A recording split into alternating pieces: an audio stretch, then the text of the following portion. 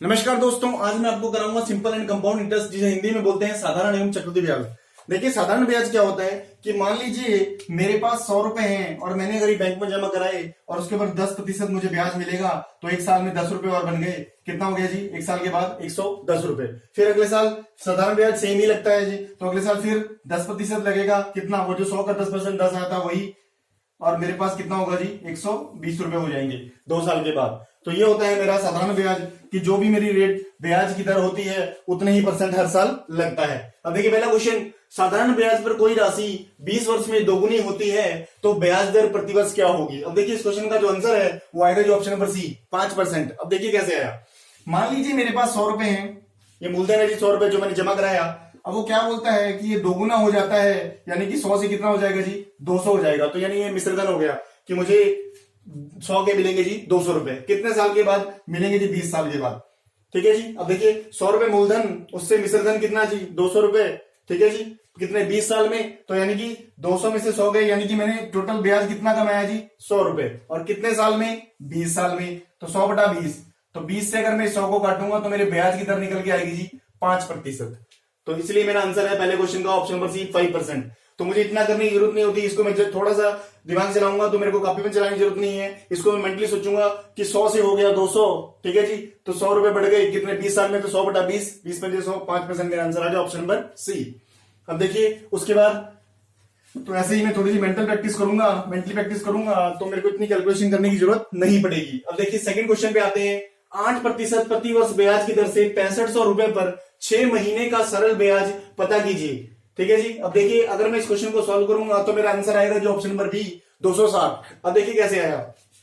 मेरे पास मूलधन कितना दिया हुआ जी? 6500 रुपए मेरे पास है। ठीक है जी। ब्याज की दर कितनी है जी? 8%, 8/100।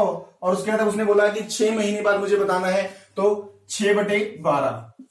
अब मैं क्या करता हूं, मैं इसको काटता हूं। ये 2 जीरो से ये 2 चले गए। 6 से 12 कटा नीचे 2 पर, और 2 से 8 कटा 4 पे। अब 65 गुना 4। ठीक है जी। कितना आया जी मेरा आंसर? 260 आ जाएगी। देखिए ये 260 आ गया ऑप्शन नंबर बी।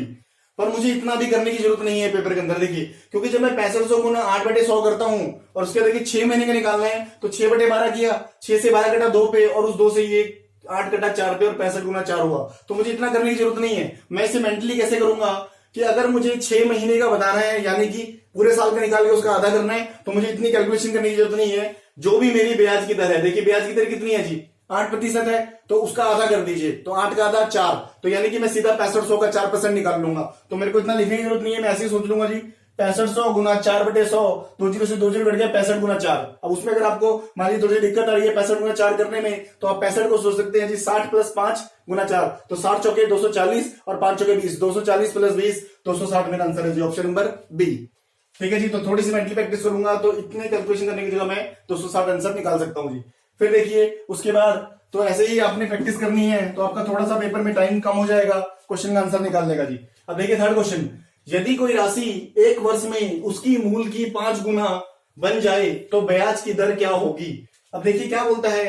अब ऐसे ही जैसे हमने पहले क्वेश्चन में किया था कि मान लीजिए मेरे पास 100 रुपए हैं।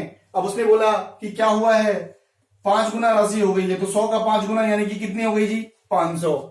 और कितने साल में हुई है जी? सिर्फ 1 साल की बात करता है कि 1 साल में ही 100 से हो गई 500। ठीक है जी। तो मूलधन 100 और मिश्रधन 500। तो मिश्रधन में से मूलधन घटाया तो 500 में से 100 गया, यानी ब्याज कितना आया जी? 400 रुपए। ठीक है जी। और 400 बटे कितने साल में? 1 ही साल में। तो 400/1, तो 1 से 400 कितने में कट गया जी? 400% पे कट गया। तो इस क्वेश्चन का आंसर मेरा आ गया जी ऑप्शन नंबर डी, 400%।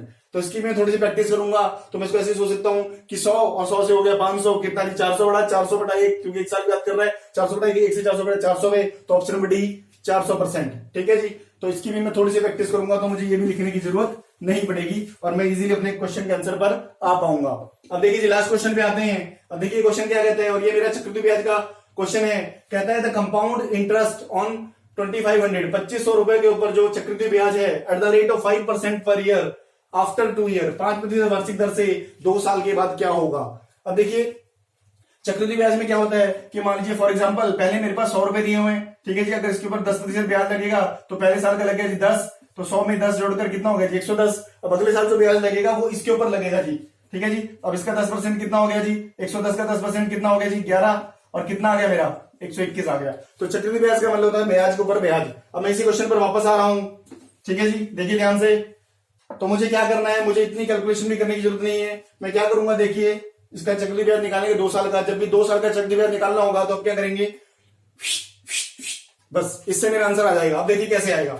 यहां पर मैंने क्या किया, मैंने ये 2500 रुपए लिख लिया, ठीक है जी। अब देखिए 2500 के ऊपर 5% ब्याज निकालना है, ठीक है जी।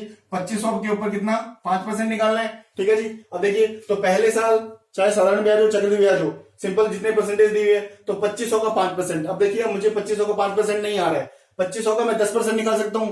2500 का 10% कितना आया जी, 250, ठीक है जी। और 5% क्या होता है, 10% का आधा, तो 250 का आधा कितना हो गया जी, 125। तो पहले साल साधारण ब्याज और चक्रवृद्धि ब्याज कुछ भी होगा 5% में यही आएगा, ठीक है जी। फिर अब इस साल मेरे को चक्रवृद्धि ब्याज लगाना है। चक्रवृद्धि ब्याज क्या होता है, ब्याज पर ब्याज। अगर साधारण ब्याज भी होता तो अगले साल भी दूसरे साल में फिर 125 आता, ठीक है जी।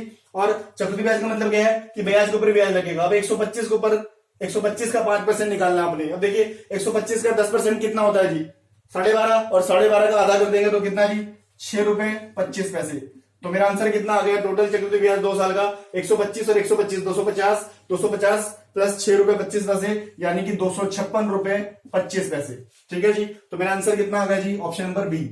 तो ऐसे मैं इस क्वेश्चन को करूंगा। तो मैं थोड़ी सी प्रैक्टिस कर लेता हूं तो मैं इसको भी निकाल सकता हूं कि मुझे क्या करना है जी, ठीक है जी। कितना, 2500 का 5%, ठीक है जी। बताया मैंने आपको कि 2500 का 10% 250, 250 का आधा 125, तो पहले आ गया 125, फिर अगले साल फिर 125, और फिर 125 का मुझे क्या करना है, 125 का 5% निकालना है। तो 125 का 10% 12.5, और 12.5 का आधा 6.25, तो 125 और 125 250, 250 plus 6.25 256.25। Option number B is the right answer for the question number 4।